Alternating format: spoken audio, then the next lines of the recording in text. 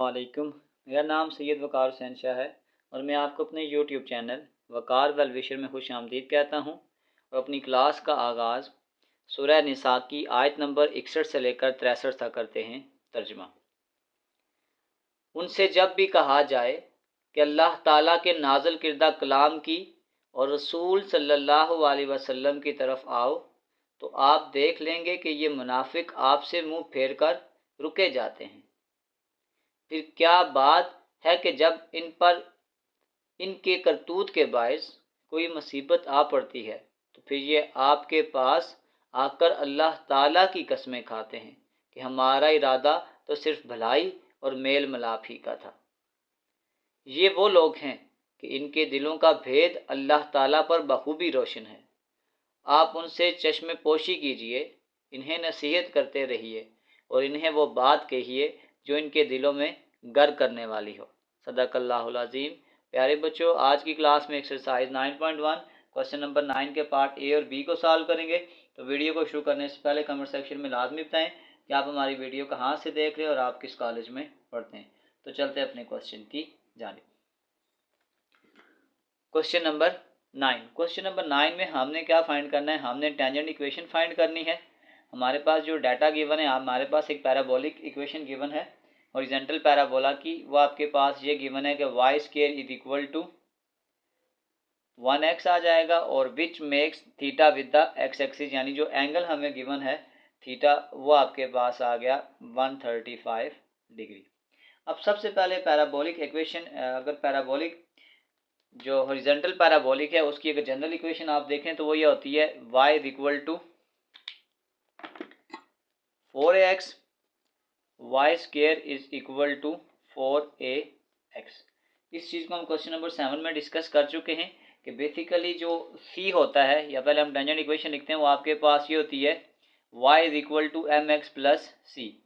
और ये जो c था ये हम पहले भी डिस्कस कर चुके हैं कि c आपके पास था a डिवाइडेड बाय m, और ये जो m आपके पास थी ये स्लोप होती है, और स्लोप जो आपके पास होती है वो होता है m is equal to tan theta. अगर हम इसको एंगल के कंसेप्ट में लेके जाएंगे तो फिर हम m इसको इस तरीके से फाइंड आउट करते हैं। तो अब अपने सोल्यूशन की तरफ चलते हैं। सबसे पहले अगर आप ये देखें तो हमारे पास जो इक्वेशन गिवन है वो आपके पास हॉरिजॉन्टल पैराबोला है। तो अगर हम इसको जनरल इक्वेशन से कंपेयर करेंगे तो ये आ जाएगा y square is equal to 4ax। अगर हम यहाँ पे इन दोनों को कंपेयर करें तो ये आपके पास आ जाएगा 4a इज इक्वल टू 1 और ये आपके पास आ जाएगा a इज इक्वल टू 1/4। यहाँ पे आप ये समझ लें कि सबसे पहले हमने m निकालना था, a निकालना था, हमने a निकाल लिया। अब अगला काम हमने ये करना है कि हम m की वैल्यू को निकालेंगे। अब m निकालने के लिए मैंने अभी आपको बताया कि जो m होता है वो आपके पास थीटा के बराबर होता है। तो फिर हम यूँ लिख सकते हैं कि m is equal to tan theta और ये आ जाएगा 135। इसको कैलकुलेटर पे चेक कर लें, ये आपके पास आ जाएगा 135। तो ये आपके पास आ जाएगा -1, यानी जो m की वैल्यू आ गई है वो आपके पास आ गई है -1। अब हम इक्वेशन ऑफ टेंजेंट में इसको पुट करते हैं। हमारे पास अगर इसी को हम लिख दें इक्वेशन ऑफ टेंजेंट,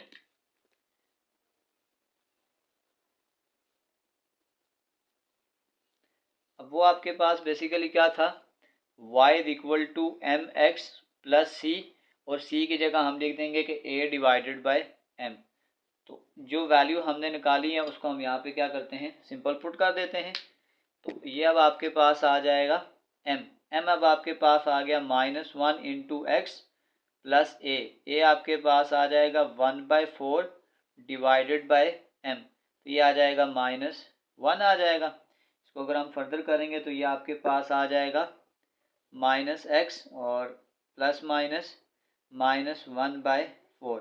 अगर आप डिनोमिनेटर में अगर हम 1 ना भी लिखें तो कोई फ़र्क नहीं पड़ता, लेकिन ये जो एलसीएम आ रहा है 4, अगर हम इस 4 को सबसे मल्टीप्लाई कर देंगे तो हमारे पास इसका फाइनल आंसर आ जाएगा। तो ये आपके पास आ जाएगा 4y is equal to -4 into x -1/4 into 4। तो ये 4 इस 4 से कैंसिल हो जाएगा, -4x को इधर शिफ्ट कर लें तो ये आ जाएगा +4x। तो ये आपके पास आ गया 4x प्लस 4y और ये -1 उधर जाएगा तो +1 इक्वल टू 0। तो ये आपके पास आ जाएगी रिक्वायर्ड टेंजेंट इक्वेशन।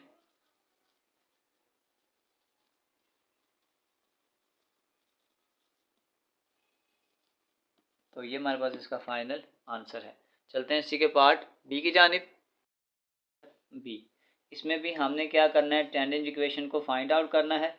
और जो पैराबोला हमें दिया गया है वो वर्टिकल पैराबोला दिया हुआ है, यानी x² इज इक्वल टू, अगर कुछ नहीं है तो यहाँ पे हम 1y कर देते हैं, और आपके पास जो थीटा दिया गया है वो आपके पास 60 डिग्री दिया गया है। अगर हम इसकी भी इक्वेशन को थोड़ा सा रिवाइज कर लें, तो अगर आपके पास वर्टिकल पैराबोला हो, तो हमने ये पहले क्वेश्चन नंबर 7 में अच्छे से डिस्कस कर लिया था कि वो आपके पास ये होता है y is equal to mx plus C, और वर्टिकल पैराबोला में जो आपके पास c होता है वो होता है -am का स्क्वायर, यानी कि प्लस ये आ जाएगा -am का स्क्वायर। तो ये आपके पास मेन इक्वेशन होती है। अब यहाँ पे भी हमने सबसे पहले काम ये करना है कि हम अपनी इस इक्वेशन को जो स्टैंडर्ड इक्वेशन होती है उसके साथ कंपेयर कर देंगे। तो अगर आप इस इक्वेशन के साथ कंपेयर करेंगे तो आपके पास आ जाएगा x² is equal to 4ay। इस y के कोफिशिएंट को अगर हम दोनों तरफ कंपेयर कर दें तो ये आपके पास आ जाएगा 4a इक्वल टू 1, और इस 4 को जो डिवाइड कर दें तो ये आ जाएगा a इक्वल टू 1/4। एक हमें a चाहिए था और एक हमें tan थीटा की वैल्यू, क्योंकि आपके पास जो स्लोप होती है m, तो वो आपके पास tan थीटा के बराबर होती है। तो ये आ जाएगा m is equal to tan theta.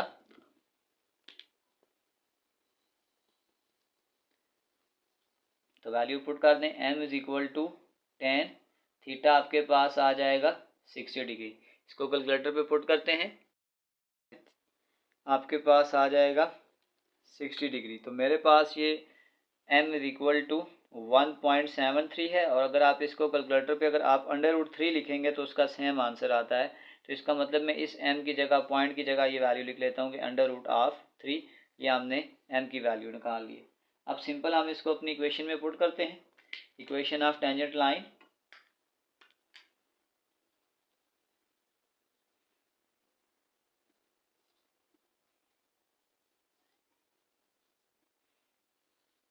तो अब वो आपके पास जो जनरल इक्वेशन थी वो आपके पास ये थी कि y इज इक्वल टू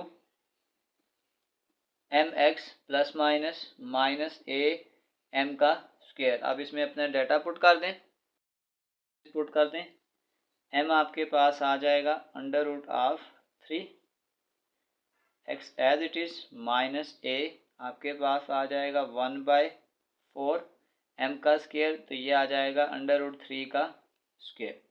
ये आ जाएगा √3x, ये इसके साथ कैंसिल आ जाएगा, -3/4 इक्वल टू y। इसको अगर आप फर्दर एलसीएम को ख़त्म करने की कोशिश करें तो फिर ये आपके पास ये हो जाएगा कि 4y is equal to 4√3x minus 3, यानी इस 4 को हमने यहाँ पे क्या कर लिया, सब के साथ मल्टीप्लाई कर लिया। तो ये 4 इस 4 से कैंसिल हो जाएगा। तो अगर हम रिक्वायर्ड इक्वेशन लिखेंगे तो आ जाएगा 4√3x, ये प्लस इधर आके -4y माइनस 3 इक्वल टू 0। ये आपके पास आ जाएगी रिक्वायर्ड टेंजेंट इक्वेशन। इसी के साथ हमारी exercise 9.1 question number 9 complete solve हो चुका है। आखिर में मैं एक प्लेलिस्ट लगा दूंगा, उस प्लेलिस्ट में जाकर आप किसी भी क्वेश्चन को विजिट करना चाहें तो आसानी से विजिट कर सकते हैं। आखिर में एक छोटा सा मैसेज अपने देखने और सुनने वालों के लिए, हर अंधेरा अपने साथ रोशनी लेकर आता है, बस उसके तुलू होने का इंतज़ार करना पड़ता है। इतना इंतज़ार के आपका सब्र और आपकी दुआएं एक मिलाप पैदा कर दें, उम्मीद का चिराग थमा दें। प्यारे बच्चों, अपना बहुत सारा ख्याल रखें। मिलते हैं अगली वीडियो में, तब तक के लिए अल्लाह हाफिज़।